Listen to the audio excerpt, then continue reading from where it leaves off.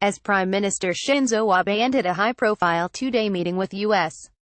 President Donald Trump at his Mar-a-Lago resort in Florida Thursday. He may have felt relieved at, or possibly even proud, having just pulled off a better-than-expected summit that some Japan-based analysts said could have gone much worse. The beleaguered Japanese leader was in need of a win, desperately craving an opportunity to demonstrate that Japan-U.S.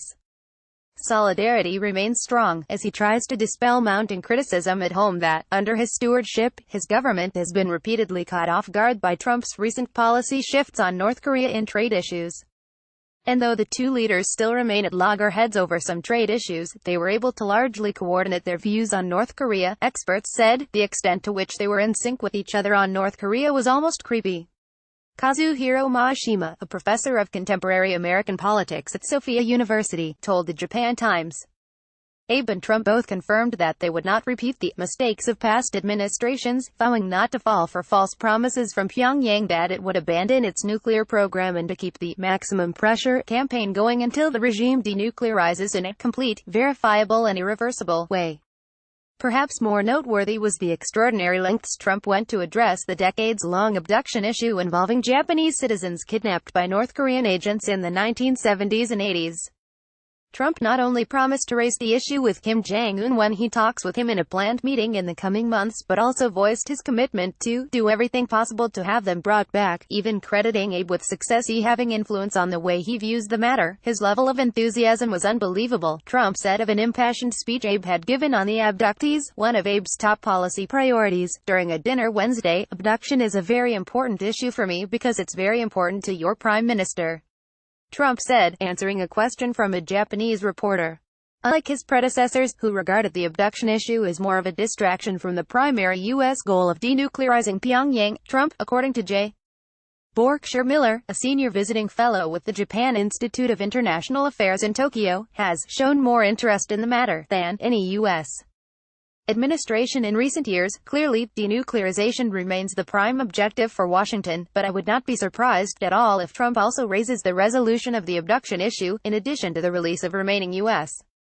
citizens held in North Korea, directly with Kim Jong-un, Miller said. Seizing on Trump's apparent sympathies with the issue and eliciting a strong verbal commitment, at a minimum, was a necessary achievement that Abe, weakened by a relentless cascade of scandals at home, needed in order to claim a diplomatic win, said Kazuhisa Kawakami, a professor of political science at the International University of Health and Welfare. Abe was in a situation where he would likely face a domestic backlash if there was not even the slightest progress on the abduction issue in the coming Trump-Kim talks. Kawakami said. Trump's positive attitude, however, boosts public hope that Japan can leverage the U.S. cooperation to get the abduction issue moving forward under Abe's diplomacy. So it's not like he will come home completely empty-handed, the professor added.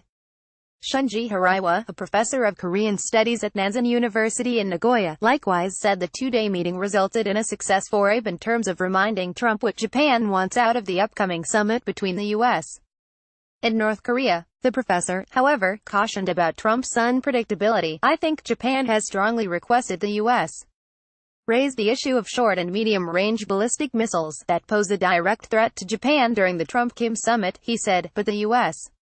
may prioritize solving its own concerns first, he added.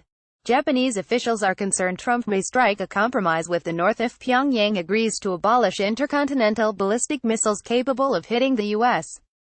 mainland, allowing it to maintain shorter-range weapons that can hit Japan. The two leaders, however, were less in agreement on trade, with Abe insisting on a U.S. return to the multinational Trans-Pacific Partnership Free Trade Pact, while Trump emphasized the U.S.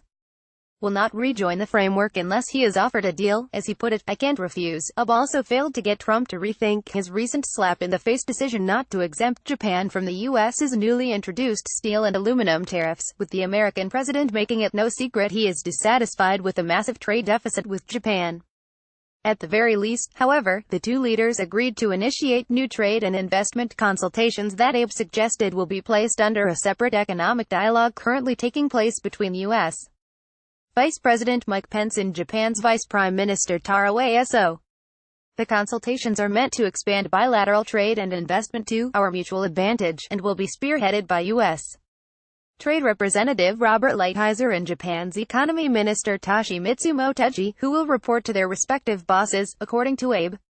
Maeshima of Sophia University said the new consultations, which he predicts will be sector-specific rather than the broader free trade framework under ASO Pence, are likely meant to ease Trump's growing concern that the current dialogue is going nowhere. Abe failed on the steel and aluminum tariffs, but at the same time, it didn't look like he was pressed too hard by Trump, who, for example, didn't appear to have imposed any numerical targets on Japan as he did on China last year, when he gave Beijing a 100-day moratorium to rectify trade disputes, Maeshima said.